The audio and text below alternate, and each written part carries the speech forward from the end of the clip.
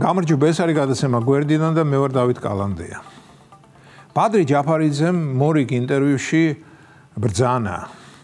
არჩევნებზე ხალხი გადაწყვეტს, რომ ქართული ოცნება გადაირჩიოს, ხოლო ნაციონალური მოძრაობა ვერასდროს მოვა ხელისუფლებაში. ვისაც ხალხი გამოუცხადებს ნდობას, მასთან ერთად იქნება კოალიციაო.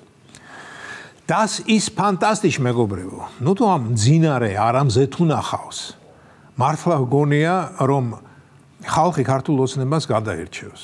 ის რომ ნაციონალური მოძრაობა ვერასდროს მოვა ხელისუფლებაში, ეს გასაგებია. ხალხი სულელი არაა და ერთ ფოცხზე ორჯერ დაბიჯებას არ მოინდომებს. ისიც ეყოფა ხალხს 2003 წელს რომ დააბიჯა იმ სისხლიან ფოცხს. მაგრამ როგორც ხედავთ, ბადრი ჯაფარიძე პირდაპირ არა, მაგრამ ირიბად იმას ამბობს 2024 წელს ლელო მოვა ხელისუფლებაში. აი სრული შაპიტოა დედას გეფიცებით.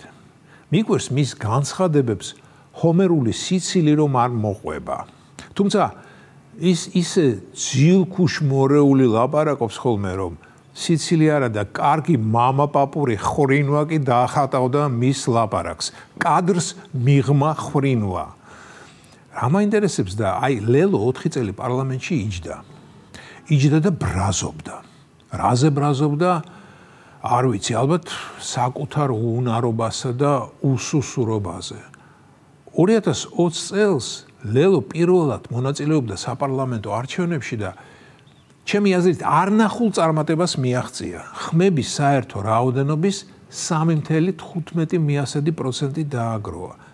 დიახ, ამომრჩეველთა 60.712 ხმა მოიპოვა. ანუ 1.992.891 ადამიანიდან, ვინც არ დაიზარა და საარჩევნო უბნამდე მივიდა, 60.712 ადამიანმა ლელოს მისცა ხმა.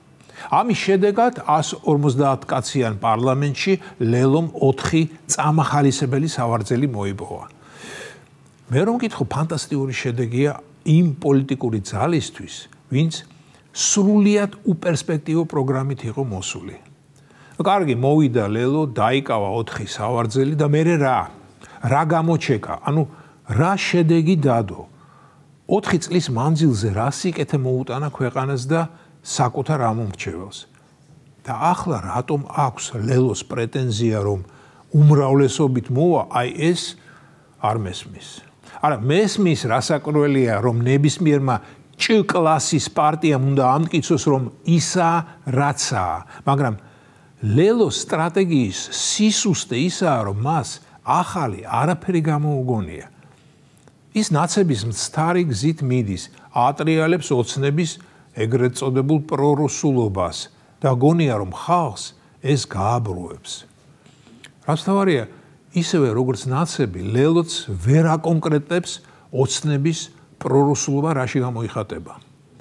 და ამაშიც ჩანს მათი ზერელე დამოკიდებულება თავისივე ამომრჩეველისადმი. თუ რაღაცას ამბობ, თუ ასეთ ბრალდებას უყენებ სულ ერთია ვის, კეთილი ინებე და ფაქტები დადე. მეგობრებო, პრორუსულობა დღეს ყველაზე დიდი ბრალეულობაა ჩემი აზრით და ასეთი სიტყვების ჰაერში სროლა არის უდიდესი უპასუხისმგებლობა. მე რო ოცნების ადგილას ყოფილიყავი, სასამართლოში უჩიულებდი ლელოს ასეთი ბრალდების წაყენებისათვის. მაგრამ მე ოცნების ადგილას არ ვარ და ამიტომ მხოლოდ თქვენ გეუბნებით ამას, მეგობრებო. კიდევ საინტერესო რამ გავიგე. ჯაფარიძემ თქვა, როგორ შეიძლება ოცნებასთან ერთად კოალიციის შექმნა ძალასთან, რომელიც პრორუსულია. აი, ოცნება რატომ უნდა შევიდეს ლელოსთან კოალიციაში, არ მესმის. განა ოცნებიდან ვინმეს ოდესმე ეს უთქვამს, რომ ლელოსთან კოალიციის შექმნა არის ჩვენი ყველაზე დიდი ოცნებაო. და ბადრი ჯაფარიძე კი ახლა ოცნებას ამაყად პასუხობს, რომ ვერ მოესწრებით ჩვენთან კოალიციასო. მოკლედ, ლელო მოდის უმრავლესობით და ალბათ კონსტიტუციური უმრავლესობით. რაც 4 წლის წინ არ გამოუვიდა, 3%-ს ძლივს გადასცდა წელს 70% სულ შხვილ-შხვილით გაცცდება. ეს იყო გადაცემა გვერდიდან და მე ვარ დავით კალანდია.